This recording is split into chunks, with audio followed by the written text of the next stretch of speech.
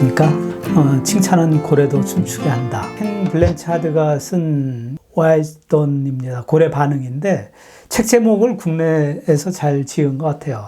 많은 사람한테 알려졌고 칭찬하면은 상당히 모든 사람이 이야기하는 그런 책이 아닌가 생각이 듭니다.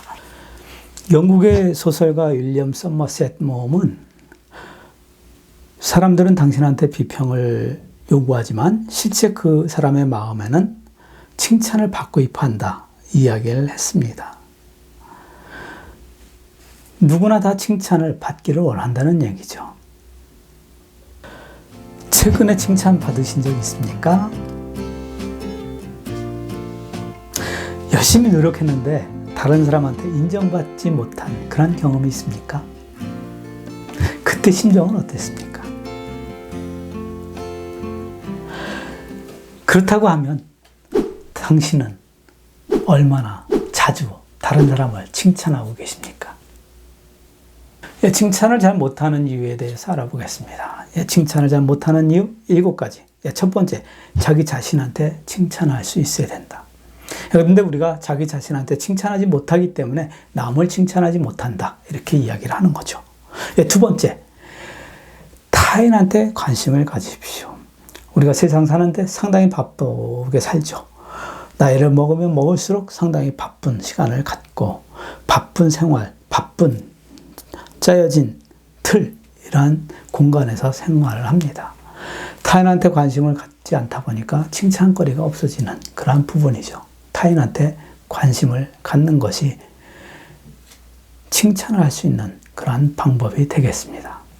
세 번째는 감정을 억제하기 때문에 그렇습니다. 상대방이 잘하는 거 분명히 압니다. 그럼에도 불구하고 칭찬하지 못하고 마음속으로만 잘했네로 애치는 경우가 있습니다. 표현을 하지 않으면 알 수가 없습니다. 표현하십시오. 네 번째는 견제하기 때문에 칭찬하지 못한다. 라이벌 의식 때문에 칭찬하지 못한다. 얘기죠. 윈윈하는 것이 바람직합니다. 내가 칭찬했을 때 상대방도 나를 칭찬하게 됩니다. 라이벌인 경우는 더욱더 그렇습니다. 다섯 번째는 문제를 고쳐주려고 하기 때문에 칭찬하지 못합니다. 내 과제를 했는데 이게 잘 됐는가 한번 봐줄래? 친구가 물어봤을 때 친구가 과제를 보여줄 정도로 하면 상당히 시간을 갖고 과제를 작성을 했을 겁니다. 칭찬거리가 상당히 많이 있을 겁니다. 그 중에서 우리는 개선점만 찍어서 이야기했을 때에는 부정적인 관계가 만들어지고 과제에 대한 향상은 되지 않습니다. 잘한 거에 대해서 이야기하고 개선점에 대해서 이야기하고 잘한 거를 이야기하십시오. 그것을 우리가 샌드위치 기법이라고 합니다. 코칭 기법에서 사용하는 그러한 부분입니다. 여섯 번째는 칭찬을 아부라고 생각하기 때문에 못합니다. 아부를 할지언정 칭찬에 대한 빈도를 높이십시오. 아부와 칭찬은 경계선이 애매합니다. 나는 칭찬이라고 생각했는데 옆에 사람은 아부라고 생각할 수 있습니다. 그렇지만 내가 어떤 의도를 가지고 칭찬을 하는 것이 아니라고 하면 그것은 진정한 칭찬입니다. 칭찬을 자주 하십시오. 일곱 번째, 큰 것에 대한 것이 아니기 때문에 칭찬을 안 한다. 사소한 거기 때문에 칭찬을 안 한다. 사소한 것도 하십시오. 칭찬을 자주 함으로써 칭찬에 대한 방법, 칭찬에 대한 스킬도 올라가게 됩니다. 칭찬의 효과에 대해서 알아보도록 하겠습니다.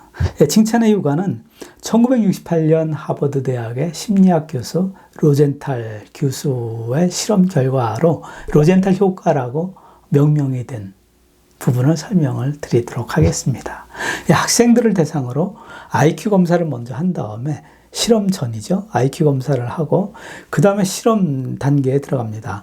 일부 학생을 무작위로 선발을 20%를 한 다음에 그 학생들한테 IQ가 상당히 높은 집단이라고 인식하게 합니다.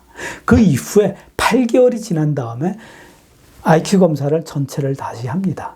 그렇게 했었을 때 이 20%의 학생이 전체의 다른 학생에 비해서 IQ가 더 높게 나타난 그런 결과가 만들어졌습니다.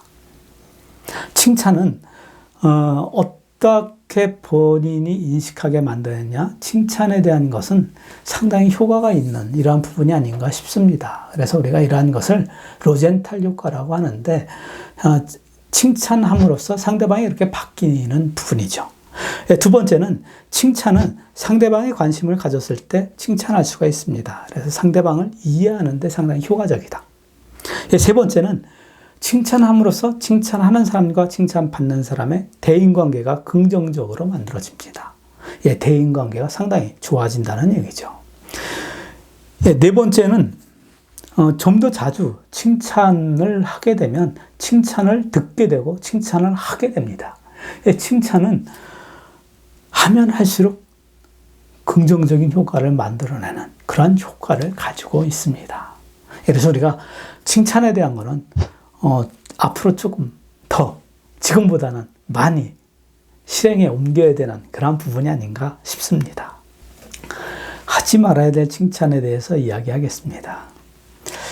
결과에 대한 칭찬은 하지 말아라. 과정에 대한 칭찬을 해라. 이렇게 이야기를 하죠. 저는 아들이 둘입니다. 이 첫 번째 과정에서 아들 하나, 딸 하나라고 이야기했는데 진진가에서 거짓이었습니다.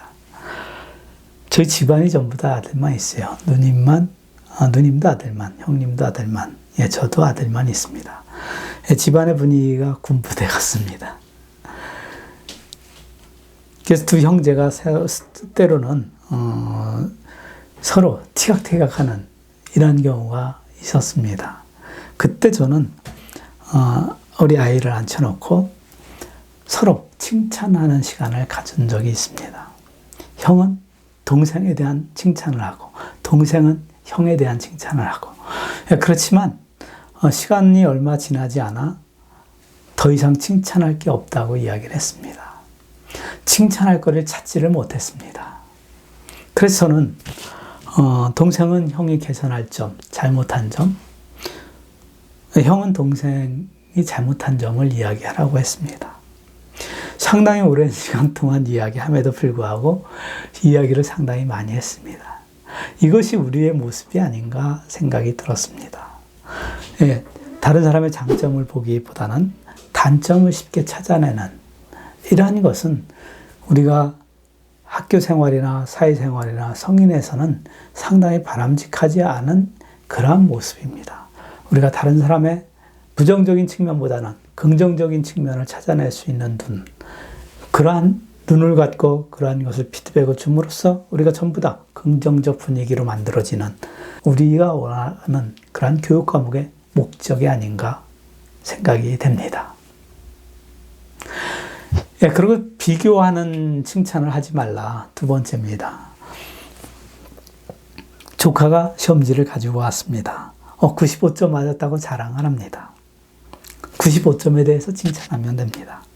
조카한테 비교하는 칭찬을 하지 않겠죠. 그렇지만 엄마 같은 경우에는 궁금합니다. 앞집 철수는 몇 점 맞았니? 안 됩니다. 비교하는 칭찬 하지 마십시오. 세 번째는 조건을 거는 칭찬하지 말라. 95점 맞았네? 잘했네. 다음에 100점 맞으면 핸드폰 사줄게. 안 된다는 얘기입니다. 조건을 거는 칭찬 바람직하지 않습니다.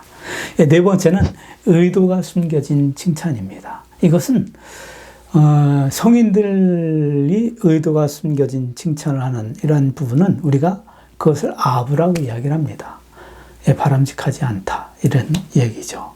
그렇지만 칭찬을 전혀 하지 않는 것보단 차라리 아부를 할지언정 칭찬에 대한 경계선과 아부는 애매모호한 부분이 있습니다. 칭찬의 범위를 넓혀서 칭찬을 좀 더 자주 시도하는 것이 바람직하다는 생각을 가지고 있습니다. 마지막으로 부담되는 칭찬을 하지 말아라. 부담되는 칭찬은 칭찬을 듣는 사람이 결과가 긍정적인 마음이 생기지가 않습니다. 칭찬에 우리가 하지 말아야 될 칭찬에 대해서 알아봤습니다. 수고하셨습니다.